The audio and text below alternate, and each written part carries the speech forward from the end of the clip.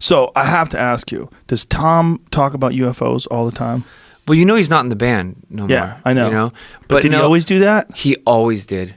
We used to get loaded and just look out the bus window for what, and I used to do it with him as like, I don't know, it's kind of a bonding experience. It's like, if you wanted to show me bow and arrows, whatever, and we're on tour together, of course, I'd sit there and like, check it out. So with Tom, that was his thing. Like, fucking, let's get high and look for UFOs. So we would, we just sit there and like stare out the bus window, look at UFOs, or like, he would even go as far as when we were on tour, like, let's go and fucking look for Bigfoot. Whatever it was, and he would assemble a crew and they would go do it. Oh my God. He never got me on one of those trips because that was just too fairy tale for me. But but I would, I'd do that, and he was always. It's really not something he just got into from the day I fucking met him. Wow. He was obsessed with UFOs and aliens and was always very passionate about it, to the point where like I didn't know enough to have any kind of, I guess, like opinion on it. I was just very open and just took it all in. Yeah. But nothing has changed. He's still, the other day I talked to him, he's like, I'm on the way to the fucking White House, bro. And I don't ask any questions. I'd be like, as you should be, whatever. Like, let's fucking go. As you should be. Yeah. What a great response. Yeah. Good luck with that. Yep. Wow. That's crazy. Yeah, he was a trip, man. Having a conversation with him was very strange. Because part of me was like, is this guy putting me on? Like, what is happening here? He's dead ass. Dead ass. Fucking dead ass. Seemed like it. And we would look at these videos that were so clearly horseshit.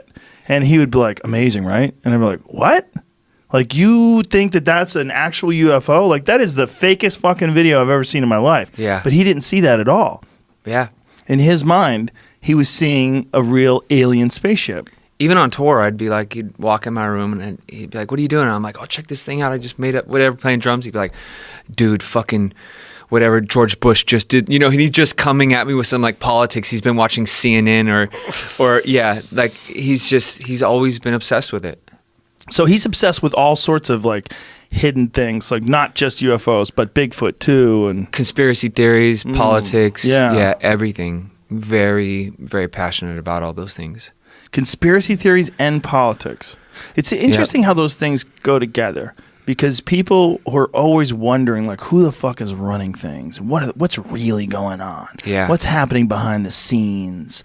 Who's pulling the strings? What does it all really mean? Yeah. Yeah.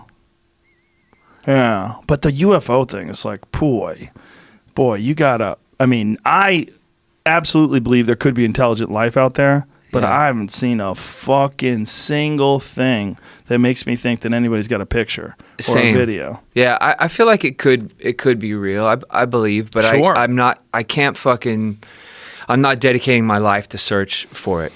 Yeah. And I give it to him, man, to like honestly to walk away from your fucking very successful band to go do that shit. Like, I have nothing but respect for his passion. Yeah. But it's like, I couldn't do that. That's insane. Yeah, it's like that. It really shows like he's very, very passionate about it. I hope he saved up some money. Yeah, me too. Survivor Man, Les Stroud. Nah. He's you ever see that show? It's a fucking great show. Survivor Man would go out into the woods with like a limited amount of things. He would say like, okay, I've got this bucket, I've got a fucking pocket knife, and I got a ball of yarn, and I'm going to survive out here for 7 days. And he films the whole thing. And he'd be filming himself like eating frogs and catching a squirrel and finding edible plants and just living out in the forest, and oftentimes going days and days without food. Yeah. And then he would have like a point where he'd get rescued. 7 days in, there would be a spot where they would meet him. He had an experience when he was in Alaska a long time ago where he was camping. And he said he heard footsteps, like big, heavy footsteps. And he heard some sound that sounded like a gorilla, like something like that. Yeah. And then it ran off. And to this day, he's convinced that was a Bigfoot. And so now he has Survivor Man Bigfoot. And he goes out into the woods and just looks for evidence of Sasquatch. Well, he needs to hit up Tom. Tom will pull up. He'll go with him. He would love that.